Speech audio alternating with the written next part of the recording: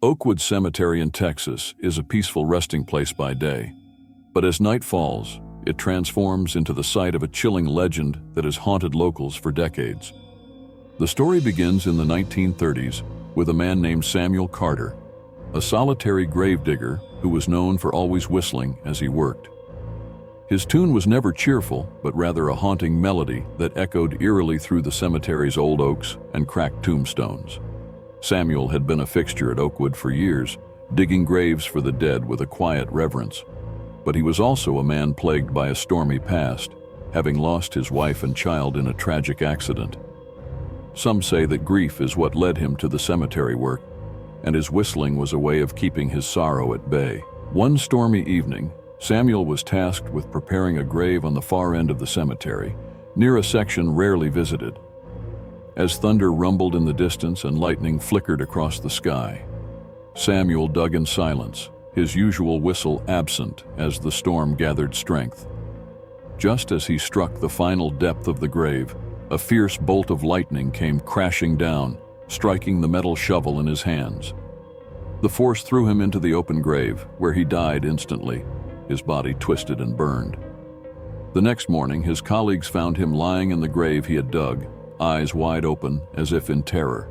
His fellow workers buried him there, in the very same plot, marking the spot with a simple stone to remember his years of service. Not long after Samuel's death, strange things began happening in Oakwood Cemetery. Visitors reported hearing a low, haunting whistle carried on the wind, especially on stormy nights. At first it was dismissed as nothing more than a trick of the weather, but the sounds became more persistent.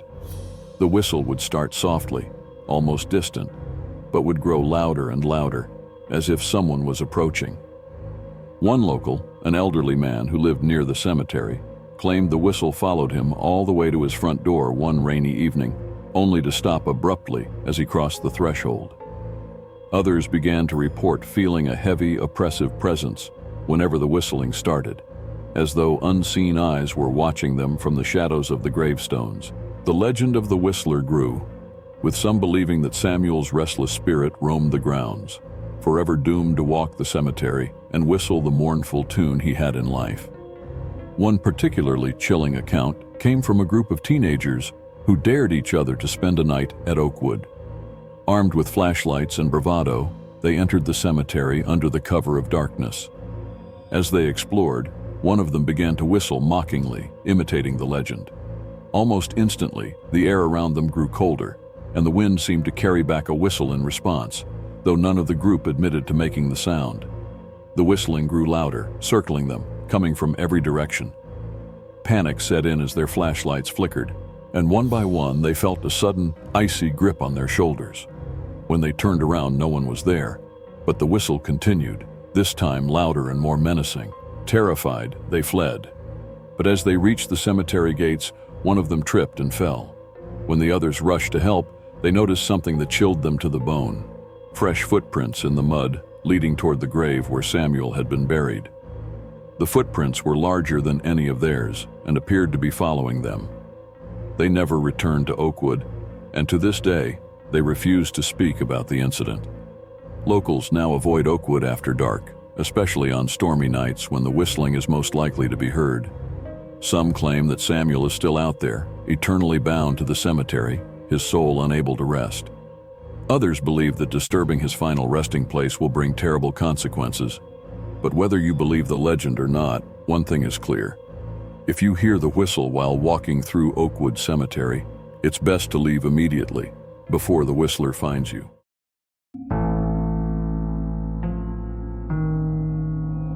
In the 1930s, the legend of Resurrection Mary began to unfold along the lonely stretch of Archer Avenue in Justice, Illinois. Mary was a beautiful young woman who loved to dance, especially at the O. Henry Ballroom, a popular hotspot of the time. One bitterly cold night, after a lively evening of music and dancing, she had a heated argument with her boyfriend. Furious and hurt, Mary stormed out of the ballroom and refused his offer to drive her home. Dressed in a flowing white dress, she set out on foot along Archer Avenue, determined to make it home on her own. But fate had other plans. As she walked along the dark road, shrouded in mist, a speeding car came out of nowhere. The driver didn't see her in time. The impact was instant, killing Mary on the spot. Her body was later discovered by the side of the road, and she was buried by her grieving family at Resurrection Cemetery, her life tragically cut short. But death, it seemed, was not the end of her story. Not long after Mary's burial, strange sightings began.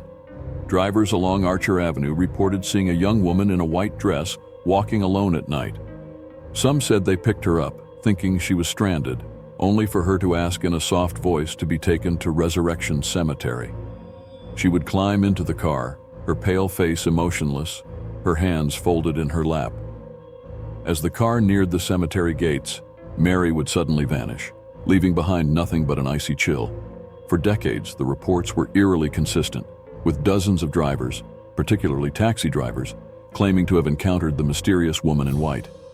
Each story was remarkably similar. Mary would appear near Archer Avenue, silently requesting a ride to the cemetery, only to disappear without a trace as they approached the graveyard. One of the most chilling encounters occurred in the 1970s. A taxi driver was making his rounds late at night when he spotted a young woman in a white dress standing on the roadside, her long blonde hair flowing over her shoulders. He pulled over and asked if she needed a ride. The woman nodded and quietly climbed into the back seat. The driver noticed immediately how cold the air became, even though it was a hot summer night. He tried to engage her in conversation, asking where she had come from, but she remained silent, her eyes fixed straight ahead. As they drove, the driver couldn't shake the unsettling feeling that something was wrong, but he continued toward the cemetery as she had requested. When they reached the gates of Resurrection Cemetery, the driver glanced in his rearview mirror to ask her if this was her stop. To his horror, the back seat was empty. The woman had vanished without a sound. Shaken, the driver stopped his cab and got out, scanning the area around the cemetery, but there was no sign of her. He later recounted the experience, still visibly shaken, describing how real she had seemed: her pale skin, the softness of her voice, the weight of her presence in the car. But she was gone. Other witnesses have claimed to see Mary standing inside the cemetery gates, her form glowing faintly in the moonlight, her face etched with sorrow. She gazes out onto Archer Avenue as though waiting for someone to bring her home, yet she never crosses the threshold. Some have even seen her wandering the ballroom where she spent her last night alive, dancing alone in her ethereal white dress before fading into the shadows.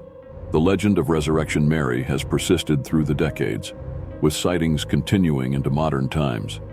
Each encounter is marked by the same haunting details: a young woman in white, lost and alone, seeking a ride to her final resting place, only to disappear before she can find peace. Many who have seen her describe the sorrow in her eyes as unforgettable, as though she is forever trapped between the world of the living and the dead, reliving the tragic night of her death over and over. To this day, people driving along Archer Avenue late at night are warned to keep an eye out for Mary. If you see her by the roadside, looking for a ride, think twice before stopping, because once she enters your car, you may never forget the chilling moment when Resurrection Mary disappears.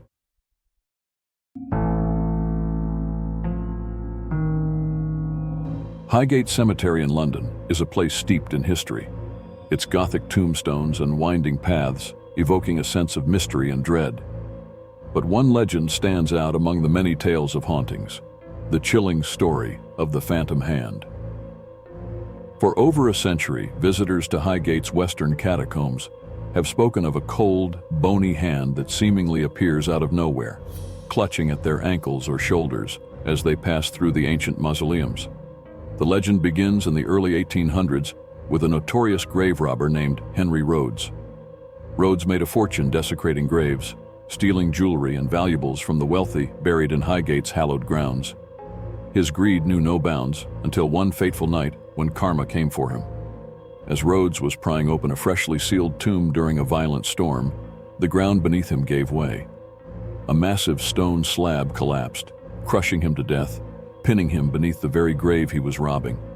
His body was discovered the next morning, his lifeless hand still reaching for the treasures within the tomb. Ever since that night, Rhodes's hand is said to have remained, haunting the cemetery and seeking out those who dare to enter his domain. Those who've encountered the Phantom Hand describe it as cold, almost deathly, in its grip, suddenly wrapping around their ankles or tapping them on the shoulder. It appears without warning, often in the dim, shadowy corners of the catacombs, where the air is thick with dampness and the scent of decay. One visitor, a young woman touring the cemetery alone, reported feeling a sudden chill sweep over her as she passed by an old crypt. She felt a bony finger tap her shoulder, and when she turned, expecting to see another visitor, there was no one there. Her skin prickled with fear, and just as she started to move, she felt something grip her ankle, freezing her in place. She looked down to see a ghostly white hand clamped around her leg, emerging from the shadows beneath the gravestone. With a scream, she shook herself free and fled the cemetery, vowing never to return. Others have felt the same eerie touch while exploring the cemetery at dusk, the hand seemingly intent on stopping them in their tracks, as if warning them not to venture any further into the cursed grounds. The legend of the Phantom Hand continues to draw curious visitors to Highgate, though many leave with a sense of dread they cannot shake. Some believe that Henry Rhodes's spirit, trapped by his greed, is forever doomed to wander the cemetery, his hand reaching out from beyond the grave to claim more victims. The hand appears most often on stormy nights, just as it did when Rhodes met his end, and many believe that disturbing the catacombs or walking alone near his tombstone can summon the vengeful spirit. To this day, Highgate remains one of London's most haunted locations, where the dead may rest, but their hands, especially Rhodes, never stop reaching. Thank you for watching. Please like, share, and subscribe.